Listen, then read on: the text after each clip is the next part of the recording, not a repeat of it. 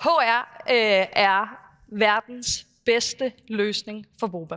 Fordi VOBA er sat i verden for at forudsige og forebygge stress, sygefravær og tab af talent. Og ideen opstod for 10 år siden, da jeg arbejdede som forskningsassistent i arbejdspsykologi og kiggede ind i nogle dystre statistikker for fremtidens arbejdsmarked, hvis vi blindt fortsætter den samme reaktive måde, som vi arbejder med trivsel på i dag.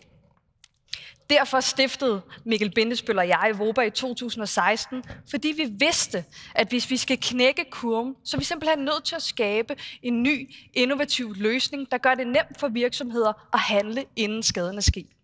Så det var det, vi gjorde. For VOBA omsætter i dag løbende trivselsmålinger til forudsigende analyser, der hjælper HR, ledere, medarbejdere med at spotte risici, inden skaden er sket. Vi kobler de her predictive insights med forebyggende anbefalinger, samt vi er de første i verden, der sætter kroner og øre på forbedret trivsel, så forebyggelse bliver en naturlig prioritering for hele virksomheden.